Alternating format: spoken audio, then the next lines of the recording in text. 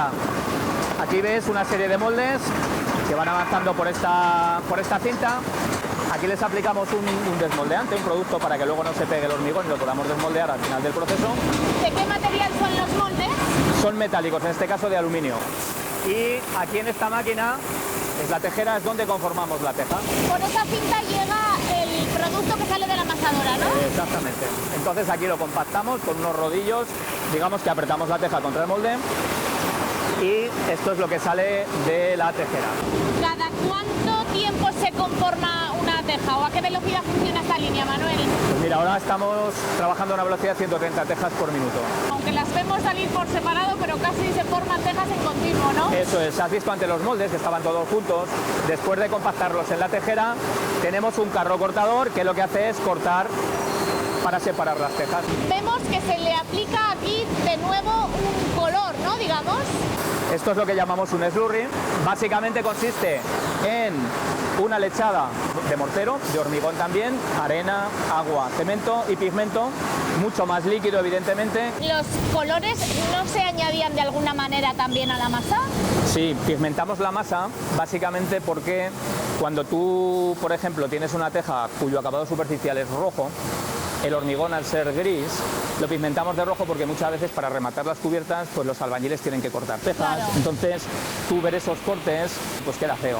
Y además de estos diferentes colores les dais también ciertas texturas, ¿no? Exactamente, podemos aplicar gránulo o también tenemos acabados imitando por ejemplo musgos verdes, musgos secos. Pero todos estos acabados responden a cuestiones meramente estéticas, ¿no? Básicamente sí, excepto en los acabados nuevos Evolution que tenemos en los que aplicamos una serie de aditivos para potenciar la intensidad del color y la durabilidad de ese color en la cubierta. Y luego el resto son puramente estéticos en función básicamente de las zonas donde vendemos las tejas, ¿no? En Andalucía, en el sur de España, gustan mucho los tonos claros, alberos, fabricamos varias referencias. Y en el norte, pues normalmente son acabados más rojos, más oscuros, vamos a llamar rojo viejo.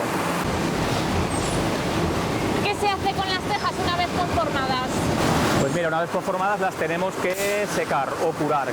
Las metemos en este túnel donde están entrando las tejas para que las tejas se sequen y adquieran una resistencia suficiente para mañana, en este caso, poderlas desmoldear, empaquetar y poderlas despedir. ¿Qué condiciones se necesitan en el túnel? Al principio siempre necesitamos una humedad grande y una temperatura más bajita, en torno a temperatura ambiente. Y luego poco a poco vamos aumentando la temperatura y bajando la humedad, pero nunca superamos temperaturas más allá de los 50 grados.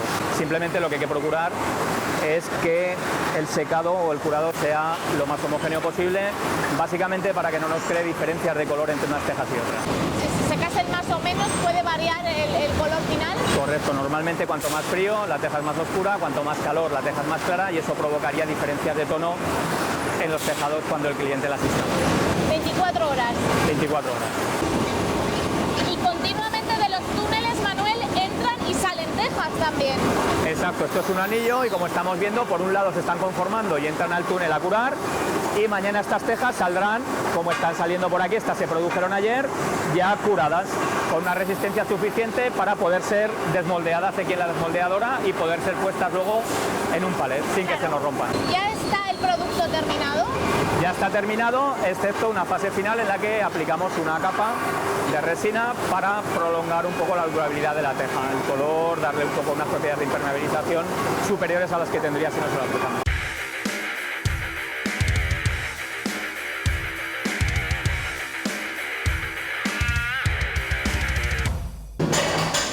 Ludovico, acabamos de ver uno de los ensayos que se llevan a cabo en este laboratorio, ¿no? Efectivamente, ¿En qué María. ha consistido? Este es el ensayo de rotura. En este caso, por lo que está viendo ahí, la resistencia que ha dado está muy por arriba de lo que se exige. O sea que es uno de los parámetros básicos a controlar la resistencia del producto. Importantísimo.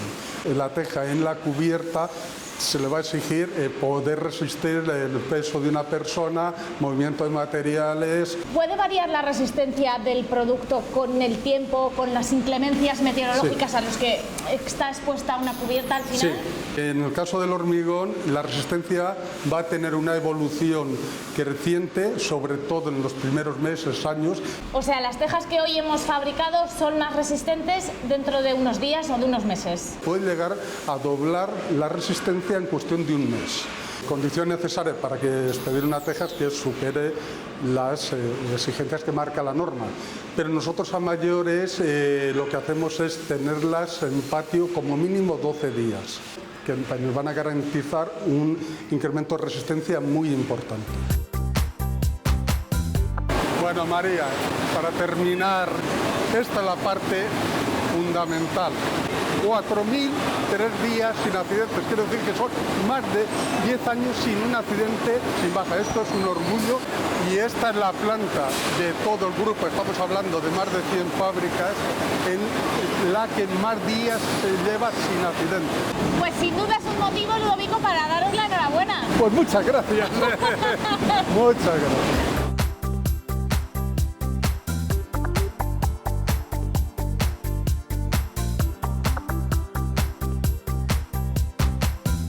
Nos comentaba antes, Juan, que la tendencia en el mercado y por tanto en vuestras fábricas va a ser la de conseguir productos que nos hagan ahorrar energía, ¿no? Básicamente. Nosotros tenemos una gran preocupación por eso y por eso, pues, como miembros fundadores del consorcio Passive House, estamos intentando impulsar edificios de consumo casi nulo. ¿Eso qué quiere decir? Eso permite que gastemos menos en calefacción dentro de nuestras casas. En esta función cumple un papel muy importante el aislamiento. No consiste solo en calentar, sino en evitar que se vaya el calor, ¿no? Claro, la cubierta es una parte muy importante, o sea, el 30% de las pérdidas que hay en una casa, porque al final nosotros calentamos la casa y el calor se va yendo, ¿no? El 30% es por la cubierta. Es un poco el camino a seguir trabajando en los próximos años, ¿no? Con lo cual, con nuevos productos y nuevos mercados, las perspectivas de futuro son buenas para estas plantas de Ávila. Evidentemente. Nosotros esperamos, gracias a desarrollar pues la nueva estrategia del grupo, enfocada, ya digo, al particular y ofrecer beneficios para el particular, pues que el futuro para estas plantas de San Chidrián y de Arévalo sea muchísimo mejor en los próximos años.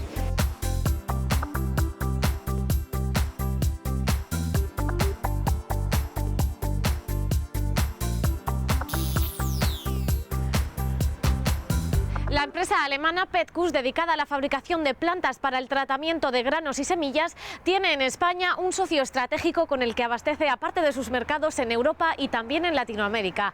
Máquinas que limpian, seleccionan y clasifican y que en parte se diseñan y se fabrican en Palencia.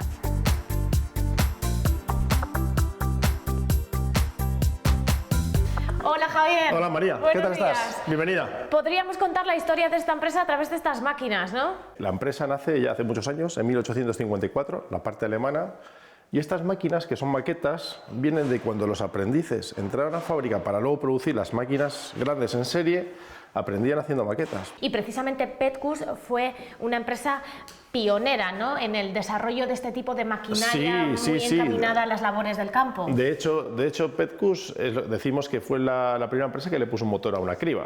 Cuando antaño manualmente nuestros abuelos cribaban a mano con los dedazos, bueno, pues a alguien en Alemania se le ocurrió que había que poner un motor para automatizar, y de hecho seguimos avanzando en tecnología, pero los principios básicos son los mismos, que suelen ser vibración y aspiración. ¿Y cuándo Petkus llega a España y a Palencia?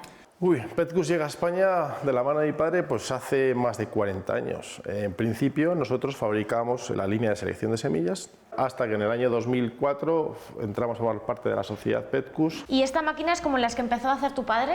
Es un modelo exacto de las que empezó a hacer. El principio de trabajo, volvemos a lo mismo, hay una vibración, hay un flujo de aire de abajo hacia arriba y unas inclinaciones. Con la regulación de ese conjunto conseguimos que el grano por la superficie se estratifique, lo ligero vaya para abajo y lo pesado para arriba.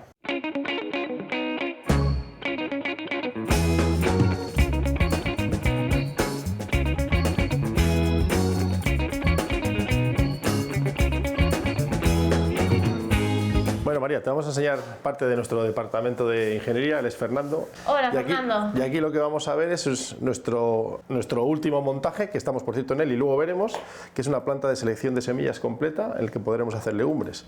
O sea, que no son iguales las plantas de tratamiento de grano que las plantas de tratamiento de semillas. No tiene nada que ver, nosotros diferenciamos mucho entre semilla y grano. La semilla es lo que va destinado a la siembra y el grano es destino consumo humano o animal. En este caso, la mayor parte del cuidado y del cariño se le pone a la semilla. Y aquí hacéis el diseño, vamos a ver qué parte se fabrica aquí y otra parte lo traéis de Alemania, pero vosotros ofrecéis el servicio completo porque luego lo montáis todo. Efectivamente, cada proyecto es totalmente independiente, individual y diseñado de manera expresa para cada cliente. Vamos a ver la parte de grano.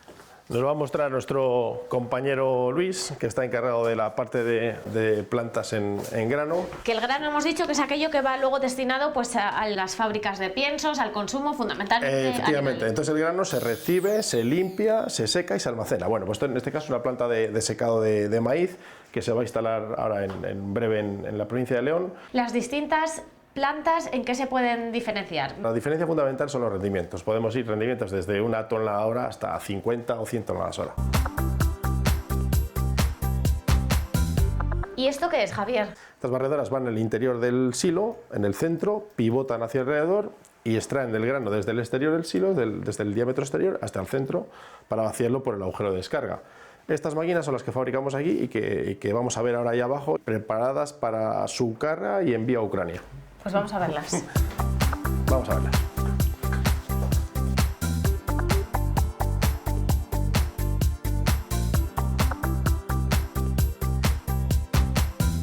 Desde esta planta, ¿a dónde enviáis maquinaria? Tenemos en toda Europa, tenemos un proyecto muy grande que va para Qatar, se montan en Sudamérica. Al final, granos y semillas se tratan en todos los sitios. En todas las partes que yo conozco del mundo, menos el Polo Norte, yo creo que hay en todas partes de semillas.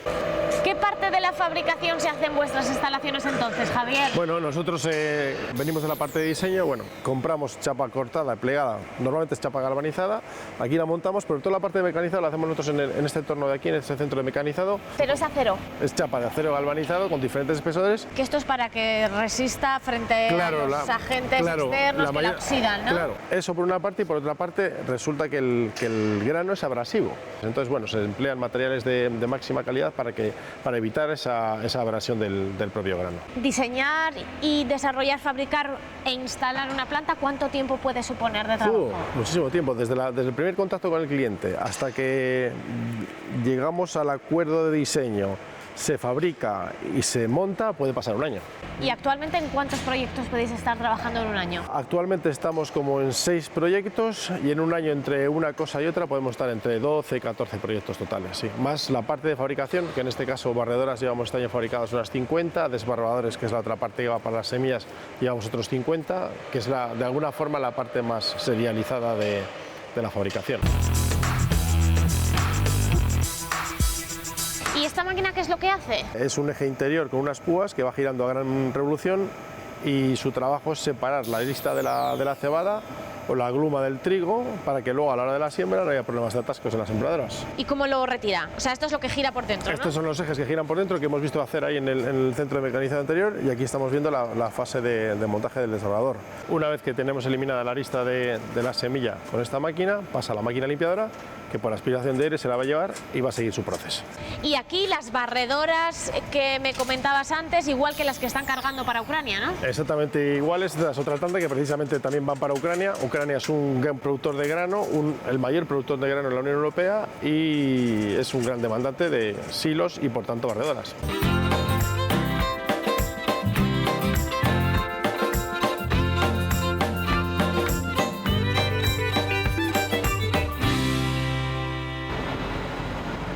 Javier, esta planta está ya en un estado muy avanzado de montaje. Sí, de hecho ya ves que estamos montando los últimos transportadores que van en el aire, aunque se ha hecho en un tiempo récord, porque hemos montado en aproximadamente 2 meses. ¿Qué tipo de planta es? Es una planta de selección de semillas que podremos aprovechar para selección de legumbre. ¿Y esta planta, por ejemplo, qué capacidad tiene? Es una planta para 10 toneladas hora de capacidad. ¿Es un tamaño estándar? Es un tamaño estándar medio alto. Y todo esto llega prácticamente desmontado completamente. Como dato curioso, esta planta ha llegado en aproximadamente 10 camiones completos.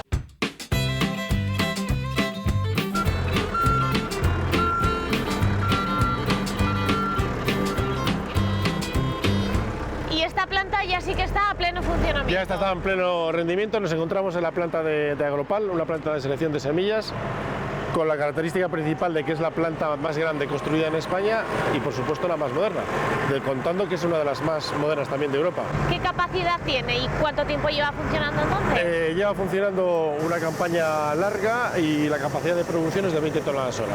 Esta es la tola de recepción, el camión descarga, por debajo a un transportador de cadena que lleva el grano ya a la parte de proceso. Aquí contamos con unos aspiradores que lo que hacen es, en la descarga del camión se genera mucho polvo. Bueno, ese polvo lo recogemos, lo decantamos otra vez a la parte de abajo y luego lo separamos en el proceso. Por la capacidad que tiene, la cantidad que trae un camión sería procesada en simplemente una hora. Cada camión es una hora. ¿Cómo funciona todo el proceso? Bueno, aquí el proceso lo vamos a ver de manera lineal y va a ser mucho más sencillo de explicar. Partimos del elevador de entrada que recoge la mercancía de la tola de recepción.